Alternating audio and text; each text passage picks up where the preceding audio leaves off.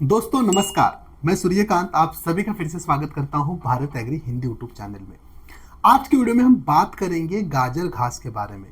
आपने कई बार देखा होगा कि अपने खेत में एक घास आता है, खरपतवार आता है जिसका नाम होता है गाजर घास। कई किसान इसके लिए घातक से घातक खरपतवार नाशी के छिड़काव करते हैं, लेकिन वो पूरी तरह से अपने खेत से नष्ट नहीं होता है। इसलिए कई सारे किसान भी हमें पूछ रहे थे कि इसके लिए एक स्पेशल वीडियो बनाओ कि हम किस तरह से गाजर घास को कंट्रोल कर सकते हैं या फिर अपने खेत से नष्ट कर सकते हैं। कोई बात नहीं दोस्तों, आज का वीडियो स्पेशल है गाजर घास के ऊपर। हम आज की वीडियो में देखेंगे कि गाजर घास आखिर क्या होता है और इसको कंट्रोल करने के लिए, इसको खेत से नष्ट करने के लिए हम कौन कौन से उपाय कर सकते हैं। अगर आप एक जिज्ञासु किसान हैं तो मुझे लगता है कि खासकर आपके लिए ये वाला वीडियो बहुत ही महत्वपूर्ण होने वाला है। वीडियो अंत तक देखें और वीडियो के आखिर में आपके सुझाव नीचे कमेंट्स बॉक्स में लिखकर हमें जरूर भेजिए। चलिए फिर बिना किसी देरी के आज के वीडियो के लिए शुरू करते हैं।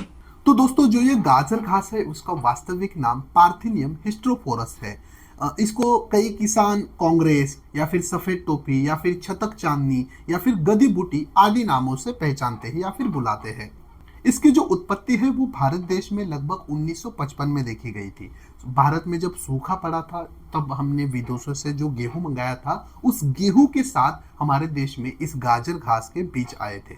इसके कारण हमें नदी किनारे या फिर रेलवे किनारे या फिर सड़कों पर या फिर फार्म हाउस के साइड में ये गाजर घास काफी ज्यादा मात्रा में दिखाई देती है।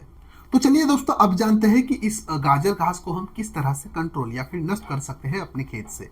मैं पहले ही क्लियर करना चाहता हूं कि इसके लिए ऐसी आशा मत रखिए कि कोई मैं एक आपको एकमात्र खरपतवार नाशी बताऊंगा जिसको छिड़काव करते ही आपको रिजल्ट मिलेंगे। ऐसा नहीं होता है। इसके लिए आपको एकीकृत तरीके से, अलग अलग तरीके से सभी जो पॉसिबल उपाय है वो करने की आवश्यकता है। तभी जाके आपके खेत से पूरी तरह से ये गाजर घास नष्ट हो जाएगा। पहली चीज हमें एकीकृत में करनी है, वर्षा ऋतु आने से पहले खेत की गहरी जुताई करनी है। उसके बाद जो भी आपका खाली खेत है या फिर खड़ी फसल में या फिर खेत के जो मेड़ है अलग अलग, उसके ऊपर जो गाजर घास आपको दिखाई देता है उसको बीज आने से पहले उखाड़ना है, अच्छी तरह से सुखाना है और ड्राई होने के बाद उन्हें जला देना है। क्योंकि जब एक बार इस गाजर घास को बीज आ जाते हैं तो इन्हें कंट्रोल करना बहुत ही मुश्किल होता है। इसलिए हमें जो भी उपाय करने हैं वो बीज आने से पहले करने हैं। हमेशा हमारा जो खेत है वो हमें साफ सुथरा रखना है। दूसरी चीज आप कर सकते हो कि इसके लिए, यानी इस गाजर घास के लिए जो प्रतिस्पर्धा करने वाली जो अलग अलग फसलें हैं उसका आप चुनाव कर सकते हो। जैसे कि आप जंगली चौलाई लगा सकते हो, हिप्टस लगा सकते हो, चकोंडा लगा सकते हो, या फिर आप अगर गेंदे की फसल लगाते हो अपने खेत में तो ये गेंदे की फसल गाजर घास को नहीं आने देती है।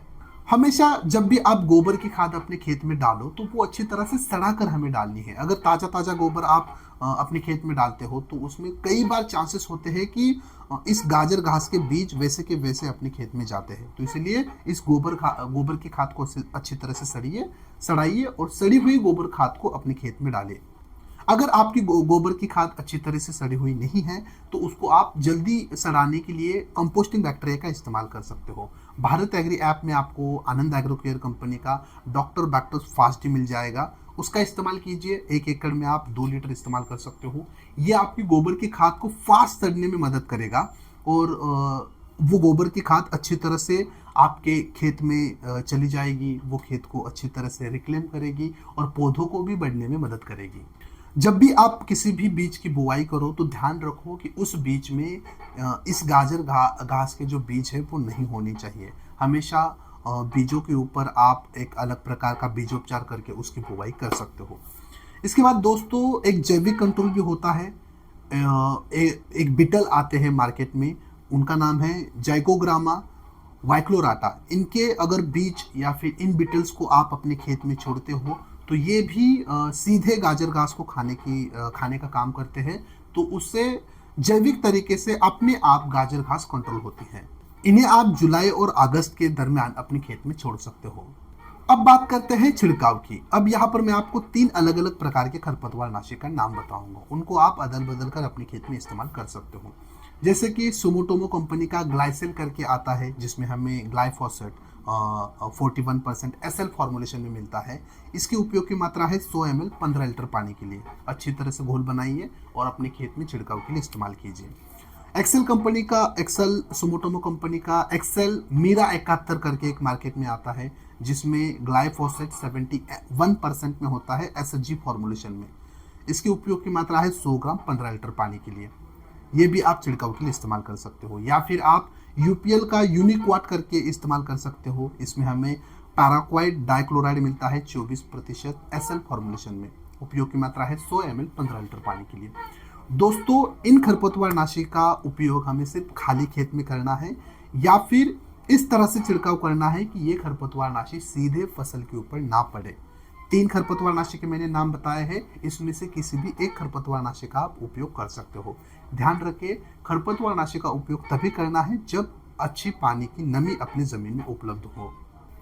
तो फिर चलिए दोस्तों, ये थी जानकारी खेत में गाजर घास नियंत्रण के बारे में। जानकारी वीडियो आपको कैसा लगा कमेंट्स बॉक्स में जरूर बताएं। अगर आपको इस गाजर घास के बारे में और कोई जानकारी प्राप्त करनी है तो हमारे भारत एग्री ऐप में जाकर हमारे भारत एग्री कृषि डॉक्टर के साथ वीडियो कॉल जरूर कीजिए।